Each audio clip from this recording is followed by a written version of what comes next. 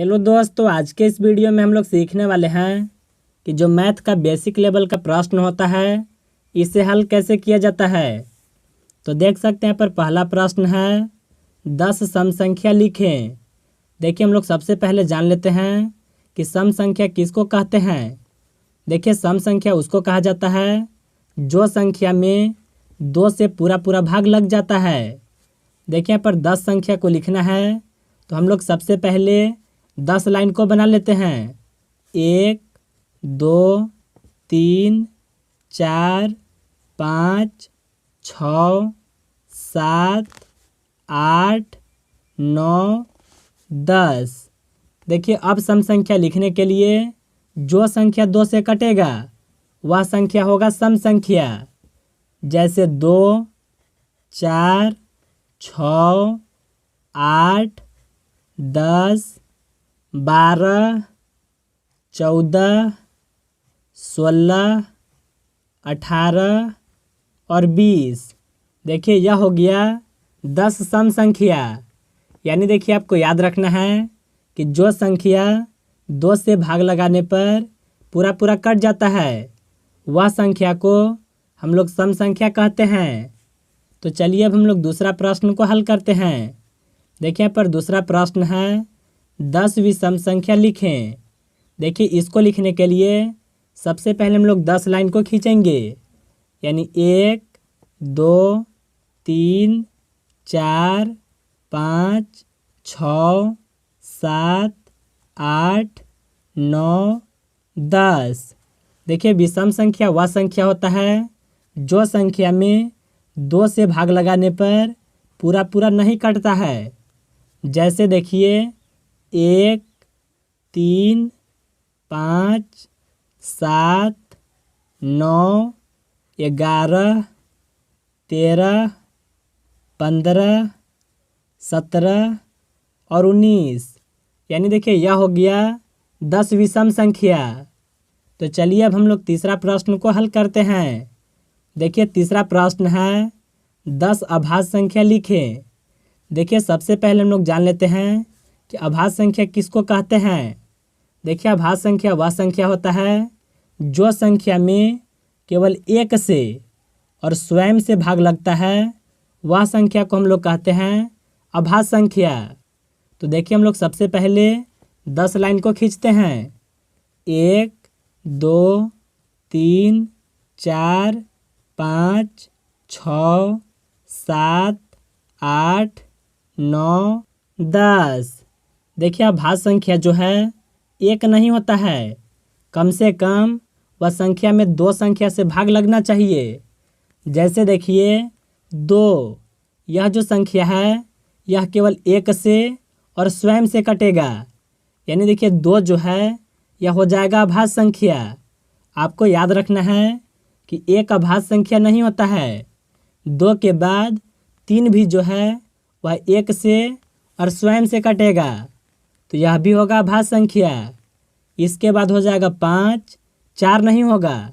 4 इसलिए नहीं होगा क्योंकि 4 में 1 से और स्वयं से भाग लगेगा, लेकिन उसमें 2 से भी भाग लग जाएगा। देखिए 5 में 1 से और स्वयं से ही भाग लगेगा। इसके बाद होगा 7। 7 के बाद होगा 11। देखिए यहाँ पर 9 नहीं होगा क्योंकि 9 में 1 और 9 से लगेगा, लेकिन उसमें देखिए 3 से भी भाग लग जाएगा। देखिए 11 के बाद फिर होगा 13। 13 के बाद होगा 17। 17 के बाद होगा 19। 19 के बाद देखिए 21 नहीं होगा। इसके बाद हो जाएगा 23। 23 के बाद होगा 29। तो चलिए अब हम लोग चौथा प्रश्न को हल करते हैं। यहाँ पर देखिए चौथा प्रश्न है 10 भाज्य संख्या लिखें। देखिए सबसे पहले समझ लेते हैं कि भाज्य संख्या किसको कहते हैं। देखिए भाज्य संख्या वह संख्या होता है जो संख्या में 1 से और स्वयं से भाग लगता है। उसके अलावा अगर और भी कोई संख्या से भाग लगेगा उसको हम लोग कहेंगे भाज्य संख्या। देखिए 10 लिखना है तो सबसे पहले हम लोग 10 लाइन को बनाएंगे। 1 2 3 4 5 6 7 8, 9, 10।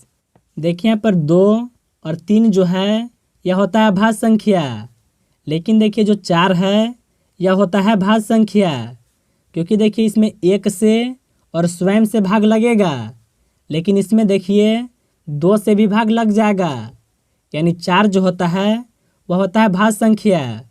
इसके बाद देखिए होता है 6।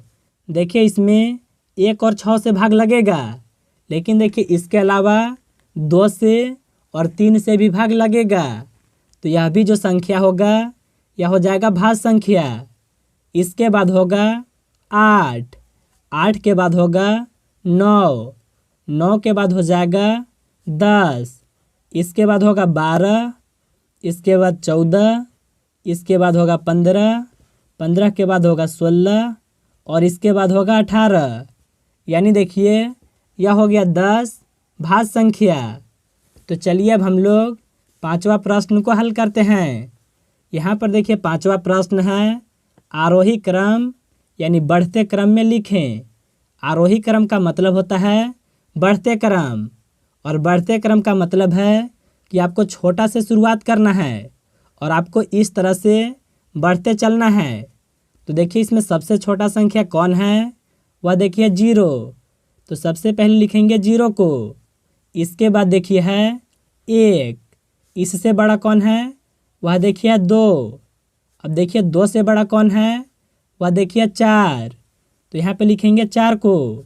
4 से बड़ा कौन है, वह है 6। तो यहाँ पे लिखेंगे 6 को। और देखिए इससे भी बड़ा है 8, तो यहाँ पे लिखेंगे 8 को। यानी देखिए यह संख्या को अगर हम लोग बढ़ते क्रम में लिखें तो उसको देखिए इस तरह से लिखा जाएगा। तो चलिए अब हम लोग छठा प्रश्न को हल करते हैं।